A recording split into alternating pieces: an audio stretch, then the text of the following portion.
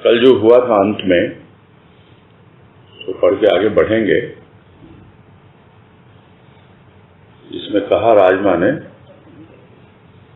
कि सत्य, ज्ञान व सुख क्या है, किस वस्तु में है।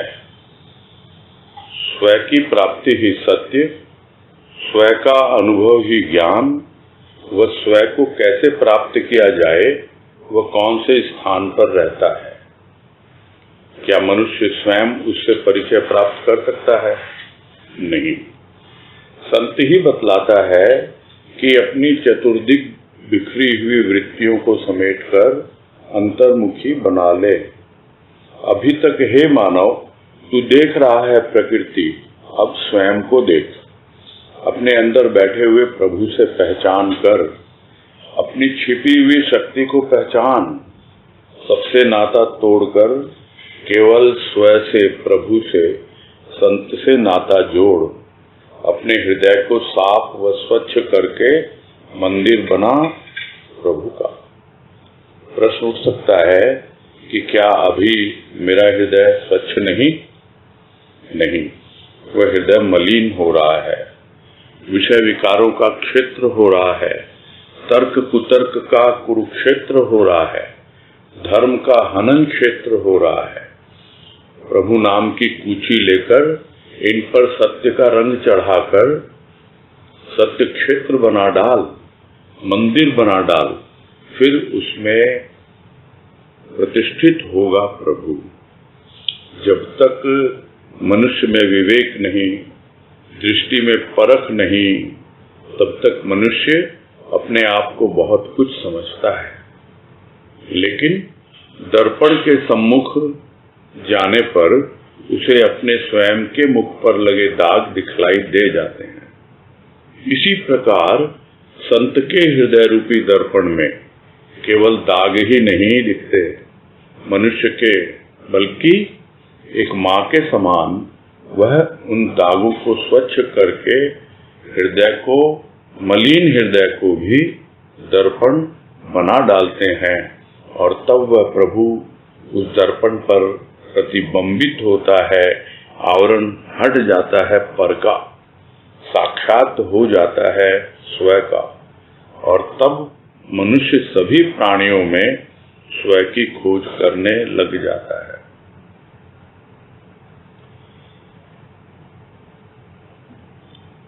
ये पूरा आध्यात्मिक जीवन है।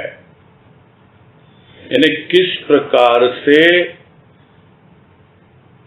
एक एक कदम हम आगे बढ़ाते जाएं, किस प्रकार हम समझें कि वास्तव में कि संत के दर्शन तो हो गए, किंतु अभी भी असत्य से, अज्ञान से मुक्ति नहीं हुई है। तो जब मुक्ति पाने की इच्छा बलवती होती जाती है, तब संत बतलाते हैं मुक्ति का मार्ग, कि कैसे उससे मुक्त हुआ जाए। अभी तक तो वो असत्य, अज्ञान और दुख, ताप, इन सब में ही उलझा हुआ है। तो वही समझा रहे हैं यहाँ कि सिर्फ बातें करने से नहीं होता, सिर्फ बातें सुनने से भी नहीं होता। समझना अपनी जगह है, उस पर चलना और उसके आधार पे अनुभव करना संत की कृपा का, वो अपनी जगह है। तो इसलिए ये समझा रहे हैं, यानी ये इसलिए बार बार कहा जा रहा है कि ये पूरा एक आध्यात्मिक सार है इसके अंदर, कि यदि हमें पता लग जाए कि सत्य क्या है, ज्ञान क्या है और सुख क्या है, किस वस्तु में है, तो सत्य किसमें है? स्व की प्राप्ति। जब तक स्व की प्राप्ति न हो जाए, स्व यानी जो हमारे भीतर अपना आपा है,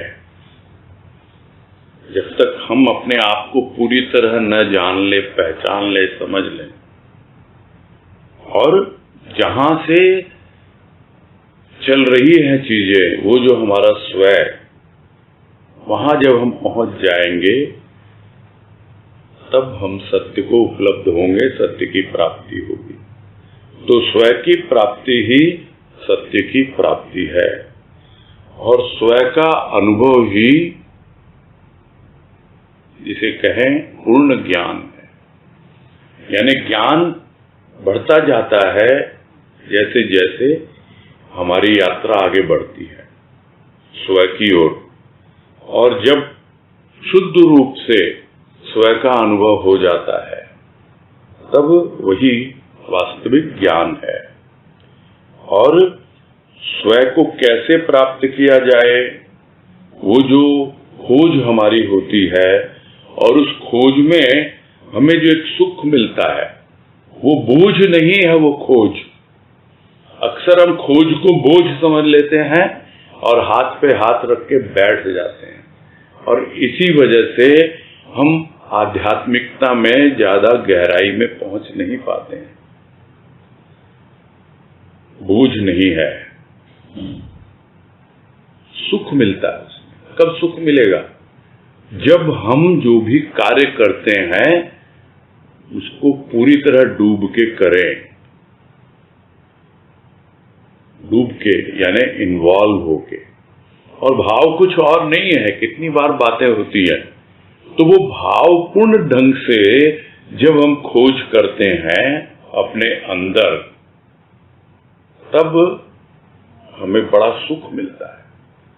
वो भाव एक एक छोटी से छोटी चीजों को प्रकट करता है। तब उस भाव में अनुभव करते हैं हम कि गंभीरता है, तब उस भाव में अनुभव करते हैं हम कि उसके अंदर प्रगाढ़ता है। इतना ही नहीं, गहनता है, बड़ी गहराई तक जा रहा है वो भाव, और खोज में इतना सहायक हो रहा है। गुरुदेव ने तो समझाया कि खोज होती क्या है। खोज है खोदना, यानी खोदते जाओ, खोदते जाओ। ये खोदना कहाँ? अपने अंतःकरण में, अपने भीतर की गहराई में। जितना खोदते जाएंगे उतना ही हमारी खोज का रूप बदलता जाएगा। जितने भी मूल्यवान रत्न होते हैं वो पृथ्वी के गर्भ में होते हैं, और इसीलिए पृथ्वी को रत्न गर्भा कहा गया है। उसके गर्भ में होते हैं, बिल्कुल गहराई में होते हैं। वैसे ही हृदय के गर्भ में जहां अंधकार था अज्ञान का, वहां अब धीरे धीरे प्रकाश की किरण आपको अनुभव में आने लगती है जब आप उस गर्भगृह में प्रवेश करते हैं। तो यह है खोज। कौन से स्थान पर रहता है उसको खोज रहे हैं, भाव से खोज रहे हैं, और बहुत आनंद आ रहा है, बहुत अच्छा लग रहा है। ये डिटेलिंग इसलिए की जा रही है, ये होने को तो बातें कल भी हुई हैं, कुछ हुई हैं, कुछ रह गई हैं।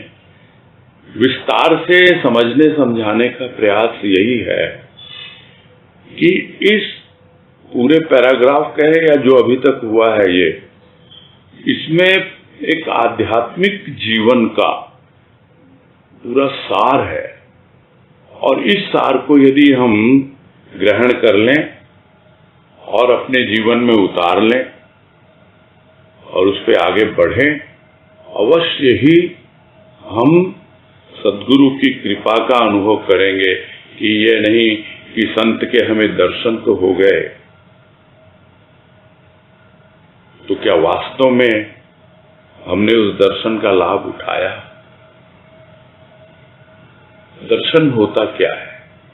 दर्शन जिसको हम कहते हैं सूक्ष्म के दर्शन, अनुभूति, किंतु दर्शन एक शास्त्र भी है, फिलॉसफी है। संत की क्या फिलॉसफी है, उसकी क्या आइडियोलॉजी है, तो यह सब चीजें जब तक हम अपनी गहराई में नहीं अनुभव करते हैं तब तक ऊपरी जीवन ही हम जीते रहते हैं। तो खोज जारी रखनी है। कौन से स्थान पर रहता है वो स्व, और उसमें ही हमें बड़े सुख की अनुभूति होती है। तो खुद तो प्राप्त कर सकता है, नहीं कर सकता है, मालूम है। तो वो बतलाता है उसका प्रोसेस, संत बतलाता है क्या, कि तुम्हारी जितनी भी वृत्तियां अभी बाहर की प्रकृति में बिखरी हुई हैं, उसको अंतर्मुखी करके तुम्हारे जो भीतर की प्रकृति है, तुम्हारा जो नेचर है, जिसको हम साधारण रूप से स्वभाव कहते हैं, किंतु स्व भाव अलग होता है, वो स्व का भाव है। वहां पहुंचना है जब हम अपने नेचर को पूरी तरह से पेनेट्रेट करके, पूरा उसमें उसका भेदन करके आगे बढ़ते हैं, तब हमें भेद मिलते जाते हैं, रहस्योद्घाटन होता चला जाता है। यही समझा रहे हैं कि अब अंतर्मुखी हो, देख तेरी जितनी भी बिखरी हुई वृत्तियां हैं उनको समेट ले। अब स्वयं को देख, बाहर बाहर बहुत देख लिया, और अपने भीतर बैठे हुए उस प्रभु से पहचान कर, ये संत ही बतलाते हैं। इतना ही नहीं, अपने भीतर छिपी हुई शक्ति को पहचान। और वो संत किस रूप में आता है, कैसे बतलाता है। क्या पता था हनुमान जी को कि उनके भीतर क्या छिपी हुई है शक्ति? ये तो जामवंत जी बतलाते हैं उनको, जो हम रामचरितमानस में हम पढ़ते हैं, सुनते हैं।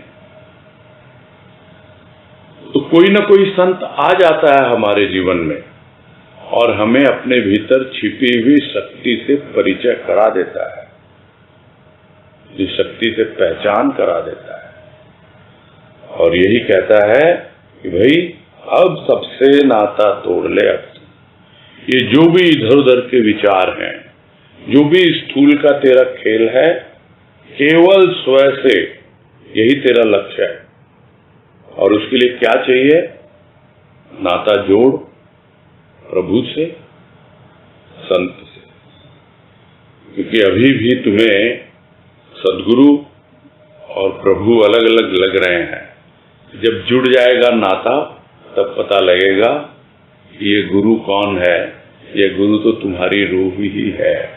और एक बार रूह तक पहुंच जाएगा, यानी उस आत्मा तक पहुंच जाएगा, तो फिर स्वयं का परिचय कोई बहुत कठिन कार्य नहीं होता है। एक अलग स्थिति होती है, एक अलग बात होती है। और वो सब चीजें जब अनुभव में आती हैं गुरुदेव की कृपा से, तब पता लगता है कि अब दूसरे नाते रिश्ते का कोई महत्व नहीं। अगर कोई महत्व है जीवन में, तो एकमात्र जो नाता मैंने अपने प्रभु से जोड़ा है। अब सारे के सारे रिश्ते नाते उसी में समा गए।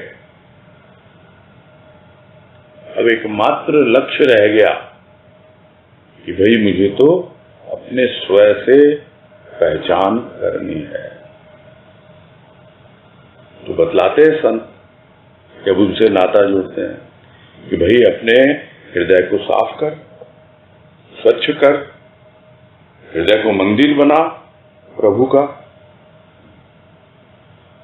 तो मन में लगता है क्या भाई ऐसे ही बातें कर रहे हैं, हम ऐसे ही जीवन जी रहे हैं क्या? क्या हमारा हृदय मंदिर नहीं बना अब तक? क्या हमारा हृदय स्वच्छ नहीं है अभी? देखो, यानी आप देखो विचारों को, देखो अपने अंतःकरण को, अपने हृदय को, तो मालूम पड़ेगा। क्योंकि दूसरों के दोष देखना आसान है, अपने दोष देखना बहुत कठिन है। जब दोष दिखेंगे तभी तो दूर होंगे, जब विकार दिखेंगे तभी तो उनके साथ कुछ कार्य किया जाएगा, कुछ हम करेंगे। फिर हमसे जब बात नहीं बनेगी, विकार जब हमारी बात नहीं सुनेंगे और हमको नाच नचाएंगे तो हम क्या बोलेंगे? कोई टेंशन नहीं है मेरे को, कोई परेशानी नहीं है, मेरे साथ मेरा प्रभु है, शांति से रवाना होता है तो हो जा, नहीं तो मैं उसको बुला रहा हूं, उसको पुकार रहा हूं। तब संत को पुकारता है वो कि देखो भाई, ये विकार जो है ये तो मेरी सुनते नहीं है, अब तुम ही इनको यहां से भगाओ। और इस तरह का भाव गुरुदेव की कृपा से मिला, तब वो भजन में व्यक्त हुआ था कि विकारों से कह दो हृदय पर न छाएं, बहुत आश्रय है, कहीं और जाएं, ये हृदय नहीं है तेरा है बसेरा, वो रहने के काबिल तभी है सवेरा। तब समझ में आता है कि ये हृदय तेरा बसेरा है, तेरे रहने के काबिल हो जाए ये, अभी तो इसमें विकार और विषय ये सब छाए हुए हैं, तब जीवन जीने का आनंद आए, तब मालूम पड़े ना, वो रहने के काबिल तभी हो सवेरा, अंधेरों से आखिर कब तक दिल लगाएं, कब तक इन अंधेरों से दिल लगाते रहे, कहां तक दिल लगाएं? बहुत जी लिए अंधेरे में, अब तो हमको आगे बढ़ना है, प्रकाश की ओर बढ़ना है। तब पता लगता है कि भीतर में तर्क वितर्क भी हैं, विषय विकार भी हैं, और एक क्या तो महाभारत चल रही है, कुरुक्षेत्र का मैदान है ये तो। कुरुक्षेत्र में तो पांडवों की जीत हुई थी, लेकिन बहुत बाद में हुई थी। पहले तो धर्म का ही हनन हो रहा था, अधर्म के ऊपर ही चल रहे थे सब, कोई बाकी नहीं है जो कौरव पक्ष में थे, हम सबको पता है। किंतु जब धर्म आ जाता है, कैसे आता है वो? तो जब प्रभु आ जाता है। प्रभु किस रूप में आता है? प्रारंभ में एक नाम रूप में आता है। तो प्रभु का नाम लेकर के, और जो एक रंग डाल तू अपने भीतर, जैसे दीवार पे पेंटिंग करते हैं ना, मोटी मोटी ब्रश होती है, बस वो रंग चढ़ जाता है, वैसे ही सत्य का रंग चढ़ जाता है अपने भीतर, और वो कुरुक्षेत्र जो है वो सत्य क्षेत्र बन जाता है, मंदिर बन जाता है हृदय, तब जाकर प्रतिष्ठित होता है प्रभु।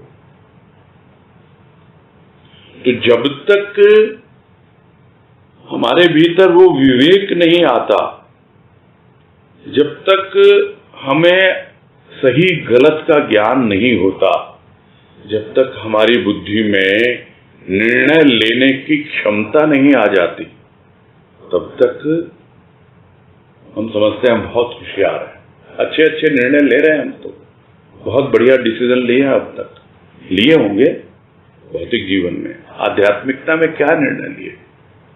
कुछ करना ही नहीं पड़ा, बस आ गए, ले ली शरण।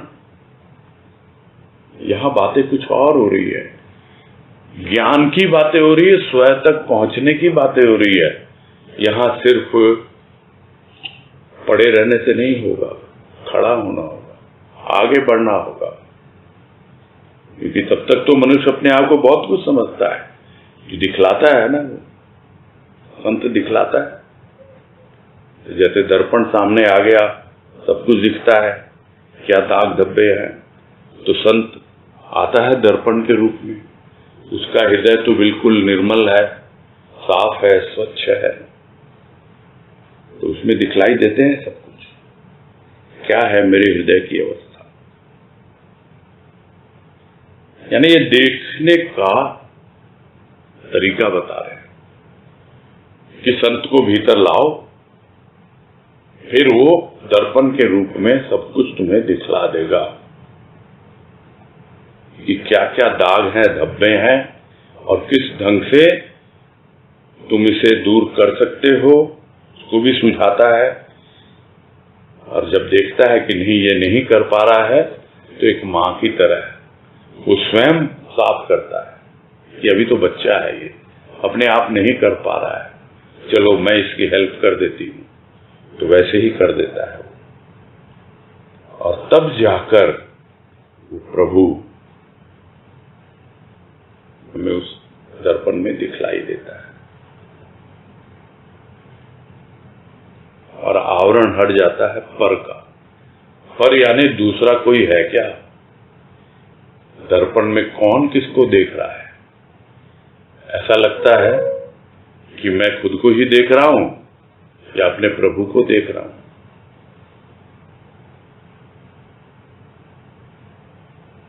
कृपा होती है गुरुदेव की जब इस तरह के अनुभव मिलते हैं, और उसकी कृपा होती है वो व्यक्त भी होते हैं। फिर एक लाइन याद आ गई कि नजरों में नजर डाल के देखा जो तुझे दिलवर, नजरों में नजर डाल के देखा जो तुझे दिलवर, ऐसा लगा तुम ही इन नजरों में बसे। दर्पण में देखा, अपनी ही नजरों में अपनी ही नजरें डालकर देखा, तो ऐसा लगा इन नजरों में तुम ही बसे हुए हो। उस प्रतिबिंब में उसकी ही आंखें दिखलाई पड़ती हैं, उसी की दृष्टि, उसी का रूप, सब कुछ। अब दूसरा कोई है ही नहीं, आवरण हट जाता है पर का, और तब जाकर साक्षात्कार होता है स्व का। और तब मनुष्य सभी प्राणियों में स्व की खोज करने लग जाता है। यहां स्व से जो तात्पर्य है वो है सत्य से, जो कहा शुरू में कि सत्य क्या है? स्व की प्राप्ति में है। स्व को कैसे प्राप्त किया जाए? स्व की प्राप्ति ही सत्य है। तो सत्य की अनुभूति, सत्य की प्राप्ति हो जाती है। अब पर क्या है? कोई पर है ही नहीं, दूसरा कोई है ही नहीं, सब कुछ तो वही है, सत्य ही सत्य है। जिस संसार को वो असत्य समझ रहा था, जिस संसार को वो निस्सार समझ रहा था, इसमें कोई सार नहीं है, अब उस संसार में उसे सार नजर आने लगता है। तो जब तक यह अवस्था न बने, इसीलिए इसको बहुत डिटेल में फिर से समझने समझाने का प्रयास किया गया है कि क्या होती है एक आध्यात्मिक यात्रा। पर में जाने के पहले, यानी बाहर फिर से दृष्टिगत होने के पहले, हम पूरी तरह अपने आप को जान लें, और नहीं तो बाहर बाहर भटकते रहेंगे और समझ ही नहीं पाएंगे। तो दूसरे प्राणियों में, सभी प्राणियों में उस सत्य की खोज करना, उस परमात्मा की खोज करना, उसमें लगता है। उसके बाद सबसे पहले अपने आप में अनुभव करता है। तो यहां तक कल हुआ था, और आज कह रहे हैं, संत निर्देश देते हैं कि ये चलते फिरते मंदिर अर्थात जीव मात्र ही सत्य के मंदिर हैं। इन मंदिरों के ऊपर का आकार संभव है भिन्न भिन्न हो, लेकिन अंदर एक ही प्रभु विद्यमान है। जिस प्रकार हिंदू जाति के मंदिर, मुस्लिम जाति के मस्जिद व ईसाई जाति के गिरजे बाहर आकार में भिन्न होते हैं, लेकिन सबके अंदर प्रतिष्ठा सत्य की, प्रभु की ही है। उसी प्रकार पशु जाति, पक्षी, मनुष्य, किसी भी जाति का आकार भिन्न होने पर भी सबके अंदर वही परमात्मा की रश्मि प्रकाशित हो रही है। तो जो बाहर खोजने लगता है कि देखो भाई, ऊपर से अलग अलग रूप हो सकते हैं, ये संत बतलाते हैं उसको, किंतु प्रत्येक जीव मात्र जो है उसके अंदर तेरा प्रभु विराजमान है। और फिर उदाहरण दिया, मंदिर, मस्जिद, गिरजा, गुरुद्वारा, कोई भी ले लें हम स्थान, उसके अंदर जो भी प्रतिष्ठित है, बाहर का रूप अलग होता है किंतु भीतर तो सत्य ही है।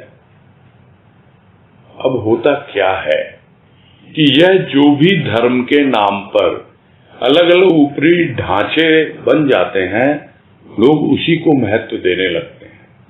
यह तो संत की दृष्टि होती है जो उस मंदिर में, उस गिरजे में, गुरुद्वारे में या फिर मस्जिद में भीतर कौन है, नहीं है, क्या है, उसको समझता है। बाकी लोग नहीं समझ पाते। उसकी दृष्टि में क्योंकि सत्य समा गया, इसलिए सब जगह उसे सत्य ही सत्य दिखलाई पड़ता है। किंतु जो धर्म के नाम पर ये ऊपरी जो चीजें हैं उसी को सत्य मान बैठे हैं, वो सत्य धर्म नहीं है, वो मानवकृत धर्म है। और यह बहुत स्पष्ट रूप से गुरुदेव ने हमें समझाया है कि सत्य आधार होता है प्रत्येक मानवकृत धर्म का। मानवकृत यानी मानव ने चलाया। जैसे ईसाई धर्म किसने चलाया? ईसा मसीह। बौद्ध धर्म किसने चलाया? बुद्ध ने। जैन धर्म, वैसे ही मुस्लिम धर्म, सब जो मानवकृत धर्म है, ये आधार उनका सत्य ही है। किंतु लोग सत्य पे ध्यान न देकर जो वास्तविक धर्म है, वो ऊपरी जो उसका रूप है उसी में उलझे रहते हैं और समझ नहीं पाते। किंतु जिसे अपने भीतर उस सत्य की अनुभूति हो गई, तब वो देख पाता है कि चाहे ये मंदिर है, मस्जिद है, गिरजा है, गुरुद्वारा है, सबके भीतर वो सत्य ही प्रतिष्ठित है। ये तो हो गया जो धर्म के नाम पे पूजते हैं, पूजा की जाती है। किंतु जो पशु हैं, पक्षी हैं, मनुष्य हैं, क्या उनके भीतर उस भगवान को देख पाता है? बहुत विरले होते हैं ऐसे। और ये बोलते बोलते एक दृष्टांत याद आता है नामदेव जी का।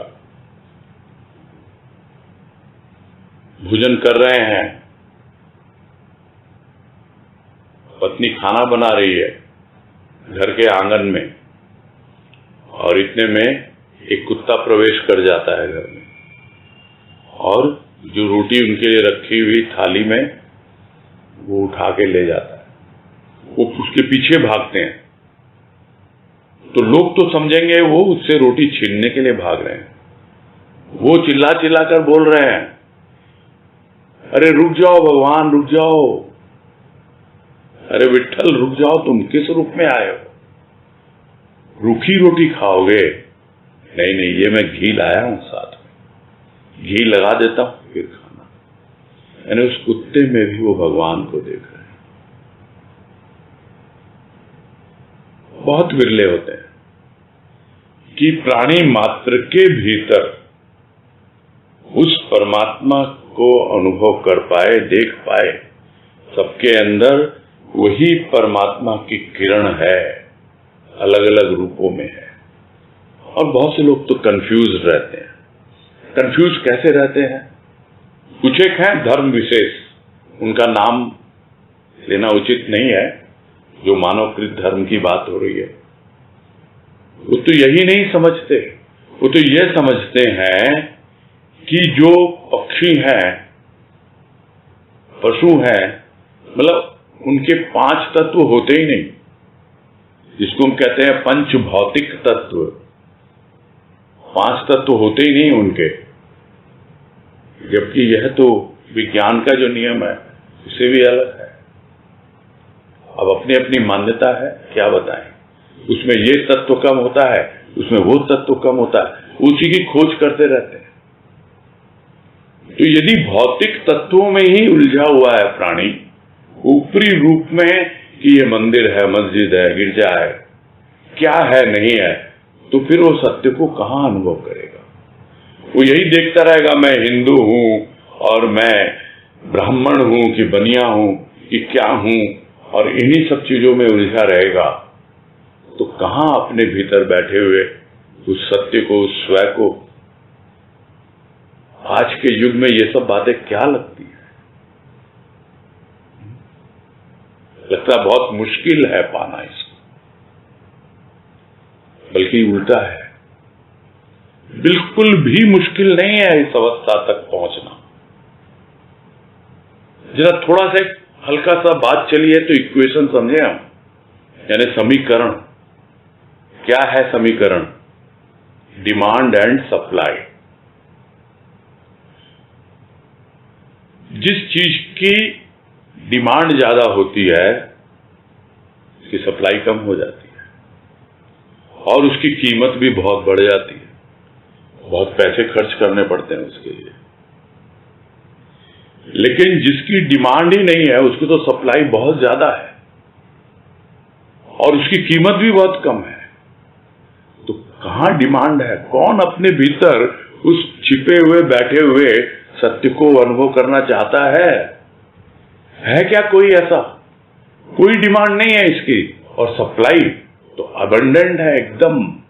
इतना चारों ओर पूरी सृष्टि, पूरी कायनात, पूरा ब्रह्मांड तैयार बैठा है वो अनुभव देने के लिए चारों ओर से, और कोई कीमत बिल्कुल भी नहीं, थोड़ा सा समय देना बस।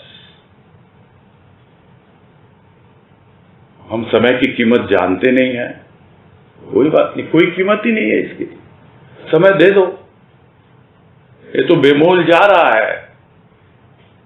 जब इसमें लगाएंगे तब हमको पता लगेगा कि कितना अनमोल होता है समय। बात यही हो रही है, प्रत्येक प्राणी के अंदर उस परमात्मा को देखना, उस प्रकाश के किरण को देखना कितना कठिन कार्य हो जाता है। आगे है, आवरण हटता है आंखों का, हृदय का, वरण होता है प्रिय का, सत्य का। व्रत लिया आमरण, सत्य संग का दर्शन।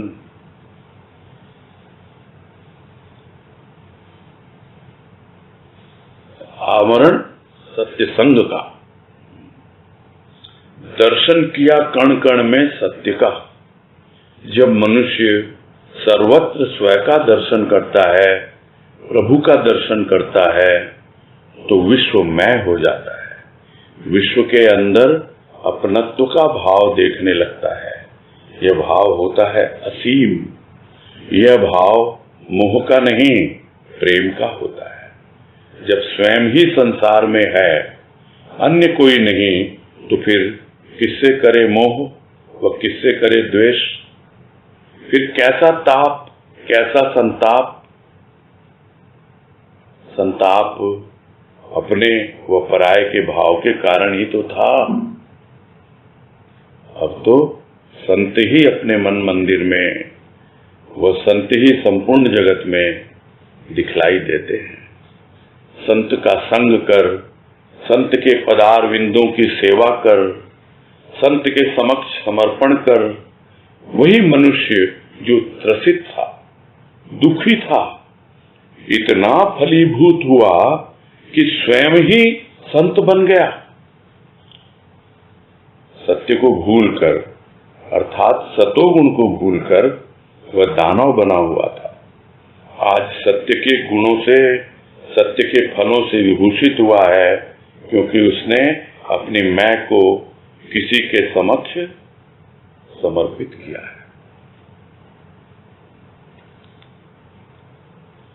तो आवरण हटता है, तो सबसे बड़ा आवरण तो मैं का ही है, सबसे बड़ा आवरण तो अहंकार का ही है। तो वो आवरण हटता है कौन सी आंखों से? अपने भीतर की आंखों से पर्दा हट जाता है। अहंकार का आवरण हटा, पूरी तरह से जो भी जहां कमी थी वो दूर हो गई। तो अब किसका वरण हुआ? वरण हो गया अपने प्रिय का, उस सत्य का। यानी आत्मा ने परमात्मा का वरण कर लिया। यह है एक फाइनल सिचुएशन जहां पर वरण हो गया। अब जब वरण हो गया आत्मा और परमात्मा का, तो स्वाभाविक है जिस तरह है स्थूल में वरण किया जाता है, कन्या वर का वरण करती है और वर वधू बनते हैं और फेरे लिए जाते हैं, तो व्रत लिया जाता है, वचन लिया जाता है एक दूसरे के प्रति। तो यहां क्या वचन लिया कि भाई अब तो मरते दम तक, जब तक प्राणों में श्वास आ रही है जा रही है, मरण, अब सत्य का ही संग करना है, किसी और का संग करना ही नहीं। अब तो दर्शन किया है उसी सत्य का, उसी प्रभु का, कण कण में दर्शन किया है, प्राणी मात्र में दर्शन किया है। किसकी कृपा है? संत की कृपा है। तो जो मनुष्य अपने आप का दर्शन करता है, स्वयं का दर्शन करता है, प्रभु का दर्शन करता है, तब तो उसे कोई भी पराया लगता ही नहीं, सब अपने ही अपने लगते हैं। पूरी तरह वो विश्व उसका और वो विश्व का। और हमारे पूर्वजों ने वैसा ही कुछ अनुभव किया होगा कि ये पूरी पृथ्वी, ये पूरी वसुधा, यही तो हमारा परिवार है। और उद्घोष किया होगा वसुधैव कुटुंबकम। ये जो वसुधैव मतलब वसुधा ही हमारा कुटुंब है, पूरा प्राणी मात्र हमारा ही हितैषी है और हम उसके हितैषी हैं। सर्वे भवन्तु सुखिनः, सब सुखी रहें, क्योंकि मुझे जो सुख मिला, मुझे जो आनंद मिला, मुझे जो सत्य का दर्शन मिला, वो दर्शन सबको मिले। मेरे मन मंदिर में आके जो प्रतिष्ठा हुई प्रभु की, सबके मन मंदिर में हो। ये एक भाव भक्त के भीतर आ जाता है। और जब कभी वो विस्मृत होता है थोड़ा बहुत भी, जैसे किसी भक्त को देखता है, अपने आप फिर से वो जागृति आ जाती है। अब उसके भीतर की जो भी प्रकृति है, यानी हृदय है, अहंकार है, मन बुद्धि है, जो भी है, कौन उसका संचालन करता है? वही संत। उसके हाथों बागडोर सौंप दी। संत बना प्रकृति का नियामक, भक्त बने उसके स्मारक। ये भक्त है, यही चलते फिरते मंदिर हैं जो स्मृति जागृत करते हैं, जिनके हृदय में वो संत विराजित है। और तभी राजमा ने कहा अपने भजन में कि मेरे मंदिर के देवता, प्रतिष्ठा तेरी जग में हो। तो वो प्रतिष्ठा क्या मूर्ति के रूप में हो? मन में भाव तो भक्त के यही होता है कि जैसे मेरे मन मंदिर में प्रभु तू प्रतिष्ठित हुआ है, सबके मन मंदिर में तू प्रतिष्ठित हो। जैसे मैंने अपनी प्रकृति तुमको सौंप दी, पूरा सूक्ष्म, उसी तरह सब उसी सौंप दें अपने आप को, अपने मन बुद्धि चित्त अहंकार। और वही तो समर्पण है, और क्या समर्पण है? उसी के आधार पे जीना है। जब वो अनुभूति उसको मिलने लगती है, वो अवस्था उसकी बन जाती है, तब जाकर लगता है कि विश्व पूरा मेरा अपना ही अपना है, कोई यहां पर आया नहीं है। इस सब का बहुत विस्तृत वर्णन गुरुदेव ने किया है आनंद पथ पुस्तक के प्रारंभ में, क्योंकि ऋषि बैठा है ध्यान में, चिंतन कर रहा है स्वयं का और पर का, और उसमें बहुत विस्तार से उस पर चर्चा हुई है और उसकी डिटेलिंग भी हुई है। गुरुदेव की कृपा से उसकी व्याख्या भी हुई थी। पिछले साल हुआ था, लॉकडाउन पीरियड में ही हुआ था। तो किस प्रकार से स्व और पर का रहस्य समझ में आता है, यह बात है यहाँ पर। तो वो अपनत्व का भाव अपने आप आ जाता है कि कोई भी पर नहीं है, और यह भाव क्योंकि सर्वव्यापी है इसलिए यह असीम है। असीम है इसलिए किसी व्यक्ति तक सीमित नहीं है, क्योंकि मोह तो व्यक्तियों तक सीमित रहता है। यह तो प्रेम है जो सर्वव्यापी है और पूरी तरह शुद्ध है, ये पूरा व्याप्त है पूरी सृष्टि में। तभी तो कहा गया कि यह प्रेम ही परमेश्वर है। तो परमेश्वर पूरी सृष्टि में व्याप्त है, प्रेम भी व्याप्त है। तो इस तरह की अनुभूति जब हो जाती है, तब फिर किससे तो मोह करे, किससे द्वेष करे। अब तो प्रेम ही प्रेम है, और उसके बाद जब द्वेष नहीं, तो कैसा ताप है, कैसा दुख है, क्या कष्ट है, क्या संताप है? कुछ भी नहीं। अरे संताप तो इसलिए था क्योंकि अपने को कुछ और समझता था, दूसरों को कुछ और समझता था। यह जो अपने पराये का जो भाव था, वही तो संताप का कारण था। अब तो संत ही अपने मन मंदिर में, अपने मन मंदिर में भी संत, और वो संत ही संपूर्ण जगत में, वही दिखलाई देता है। अब उसको संत कह लें, सत्य कह लें, परमात्मा कह लें, यह सब एक नाम विशेष हो सकते हैं, संबोधन है ये, अन्यथा वो एक ही है।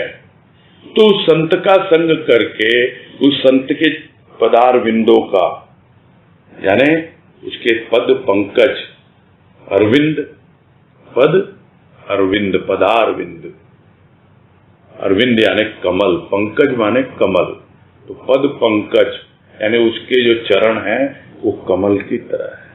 उसकी सेवा करनी, और उसके समक्ष समर्पण हो ही चुका है।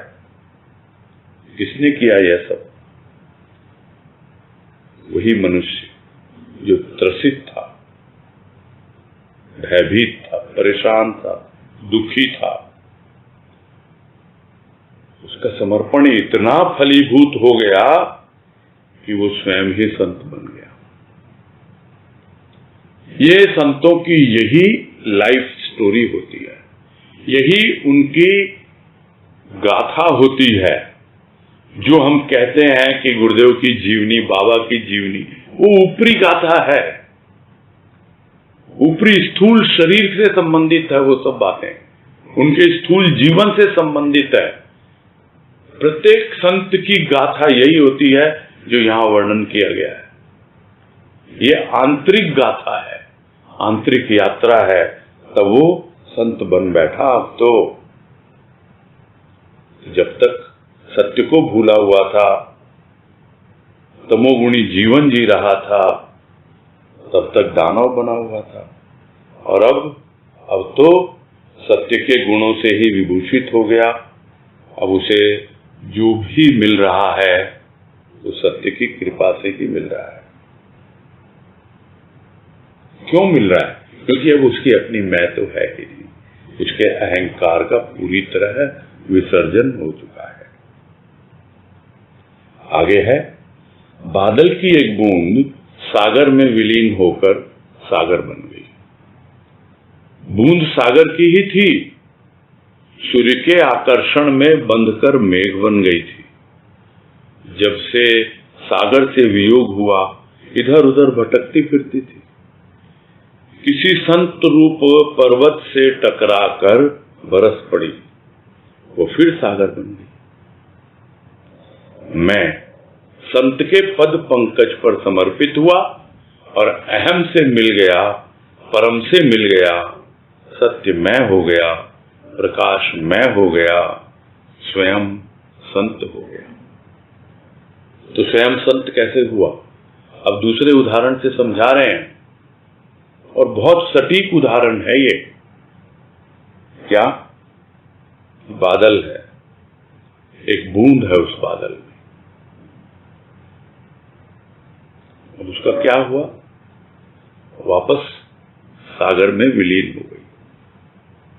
यानी जब समर्पण हो गया तो वो बूंद जो थी वापस पुनः सागर में विलीन हो गई और फिर से सागर बन गई। अब ये अवस्था होती है संत पद को उपलब्ध करने के पश्चात।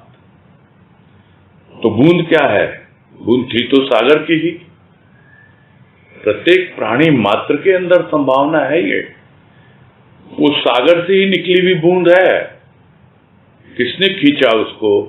सूर्य के आकर्षण ने खींच लिया, वो बंद कर ऊपर चली गई। हाँ, ऊपर उठती हूं, देखती हूं मैं जरा, क्या है? आकाश विस्तृत, घूमना फिरना है मुझे। तो सूर्य के आकर्षण में बंद कर वो मेघ बन गई।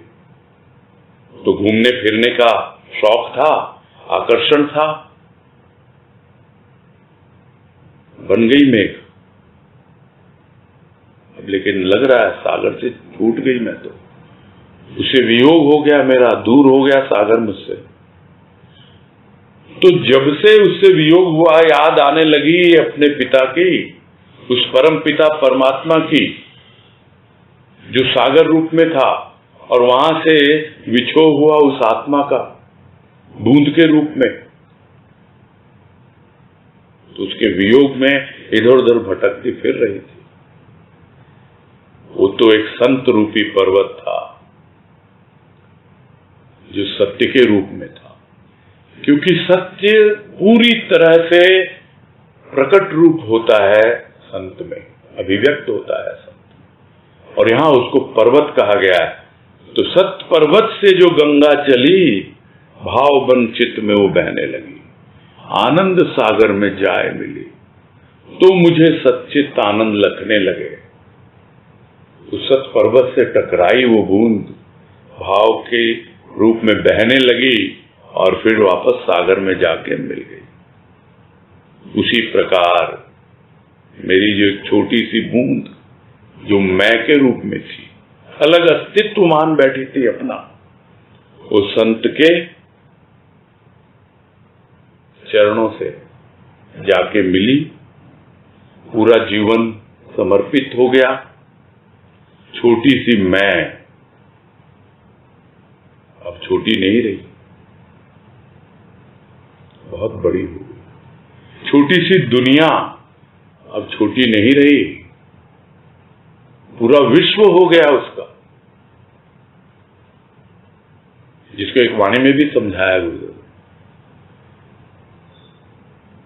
मेरी दुनिया छोटी सी जब मैं था, मेरी दुनिया बड़ी हुई जब तुम आए।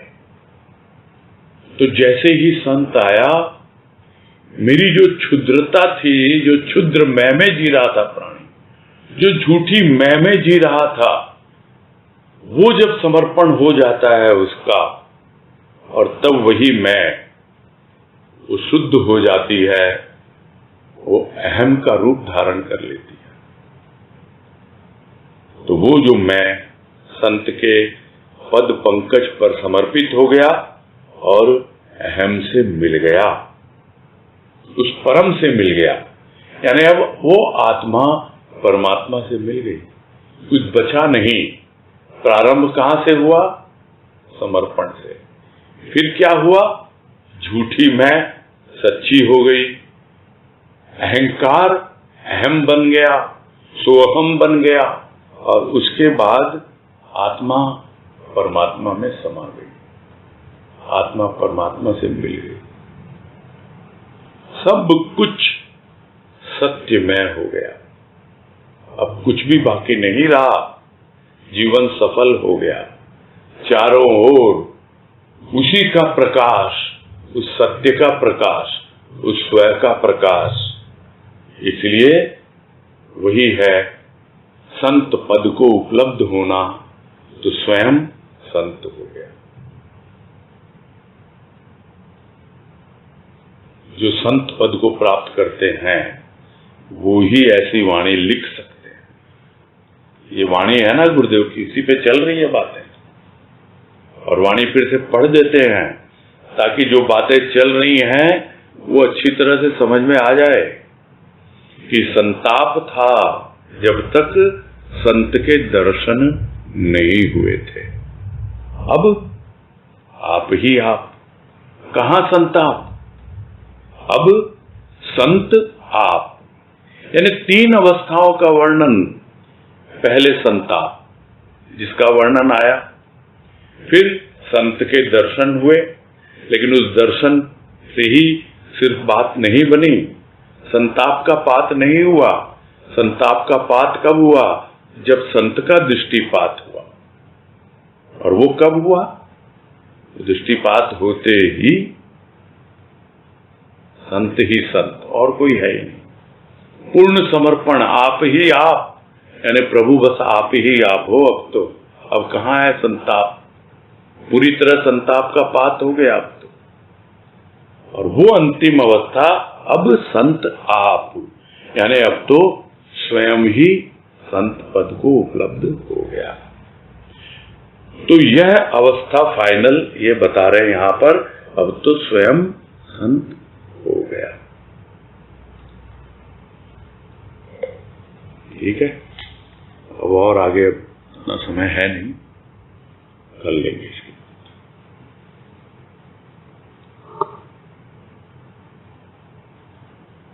पूरा करते हैं।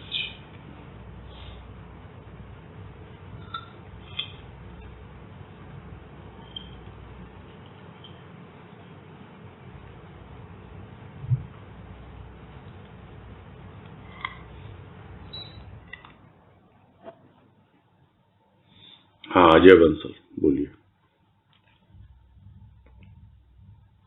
प्रणाम भैया। हाँ नमस्कार, बोलिए। ये जो बात आई थी कि जो नामदेव जी थे उन्होंने कुत्ते में भी भगवान को देखा, तो पहले तो मुझे खुद में देखना पड़ेगा या खुद में वो ईश्वर है उसका अनुभव मैं कर पाऊँ, बाद में ये सब पॉसिबल है।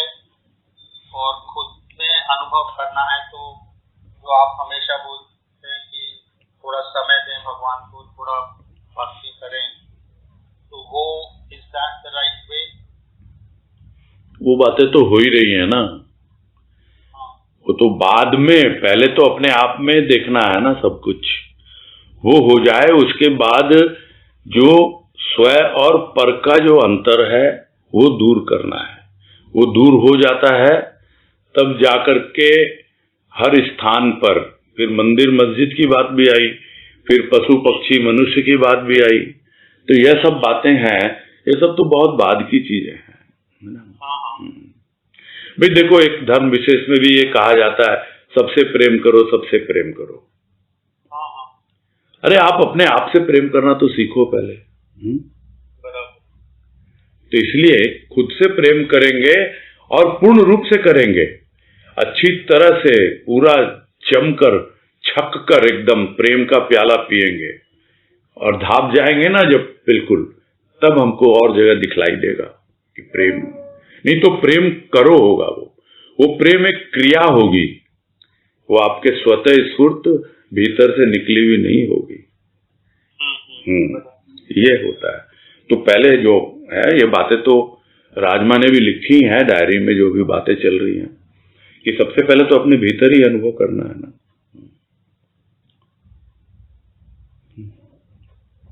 ठीक है भैया, प्रणाम। हरिओम। हाँ हरिओम हरिओम। हाँ सुधा तुलसियान बोलिए। प्रणाम भैया। हाँ नमस्कार, बोलिए। एक जगह आपने कहा कि स्वभाव को पेनिट्रेट करके स्वभाव तक पहुंचना है। जी हाँ, तो इसको थोड़ा एग्जाम्पल देकर थोड़ा एलोब्रेट करिए ना।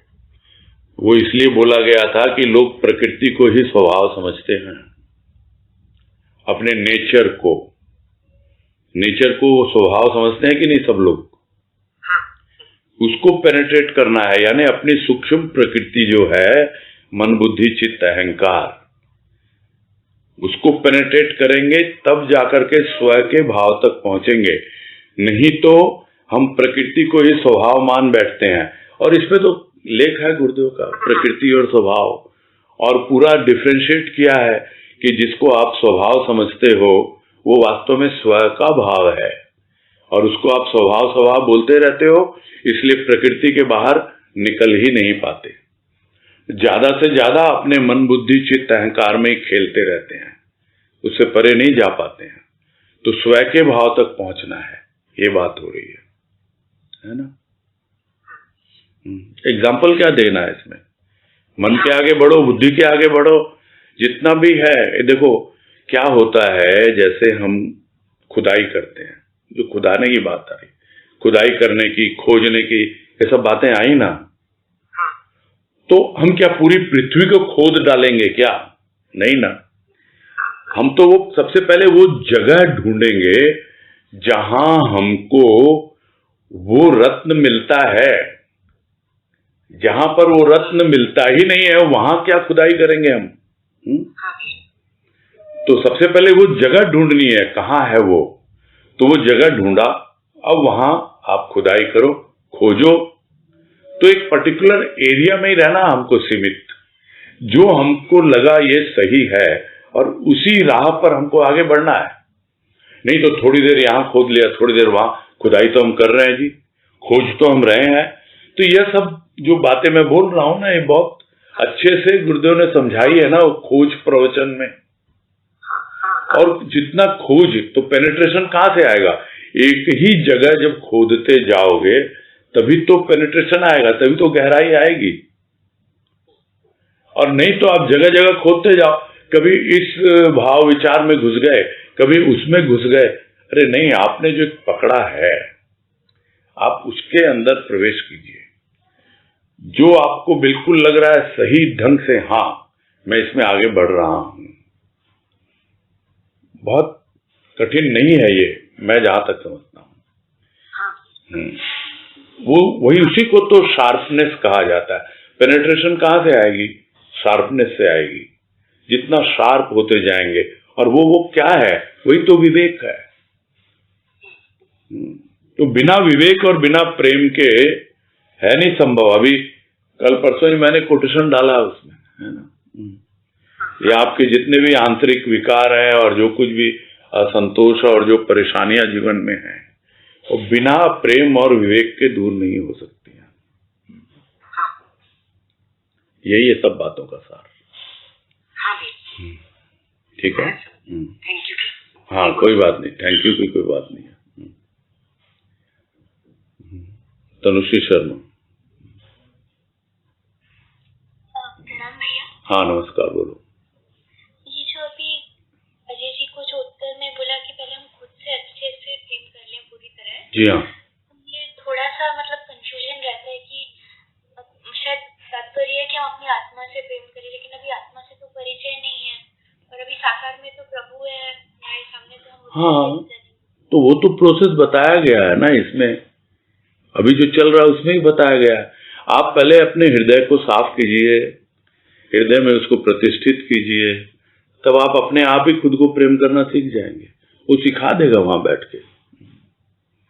अभी आप उसको बाहर सोच रहे हो, किसी नाम रूप में आप देख रहे हो, किसी तस्वीर में, मूर्ति में, किसी व्यक्ति में, कैसे भी देख रहे हो आप। लेकिन जब वो आपके भीतर बैठ जाता है, आपके हृदय में प्रतिष्ठित हो जाता है, तो फिर आप उसके सूक्ष्म रूप को समझने लगते हैं। वो आपका प्रेम और उसका प्रेम, वो इंटरेक्ट करता है। फिर आपका भाव, उसका भाव, वो इंटरेक्ट करता है। ये आपस में इंटरेक्शन होता रहता है, और जितना भी हमको स्पष्ट होता चला जाएगा, तब हम सोचेंगे अरे ये सब चीजें तो हैं मेरे पास थी, ये दिखा रहा है मेरा प्रभु, बतला रहा है ये सब प्रेम तेरे भीतर था, तू देख नहीं पा रहा था, समझ नहीं पा रहा था, तब जाकर खुद से प्यार होता है। नहीं तो खुद से प्यार तो फिर जो लोग कहते हैं क्या वो शरीर से ही प्यार करते हैं। खुद से प्यार करता हूं, मैं तो बहुत प्यार करता हूं, अपने आप को खूब सजाता हूं, संवारता हूं, खूब ध्यान रखता हूं अपने शरीर का, खूब प्यार करता हूं खुद को। वो नहीं है प्यार। अपने आप से प्यार करने का मतलब क्या है? अपने भीतर जो भी है उसको बैठाओगे भीतर, तब वो प्यार होगा। ये है कहने का मतलब। ठीक है ना? हाँ जी, हाँ समझ रहे हैं। हरिओम। हाँ, हरिओम। ठीक है, फिर पूरा करते हैं। हरिओम भैया जी। हाँ, हरिओम हरिओम, सबको हरिओम, सबको हरिओम। हरिओम हरिओम।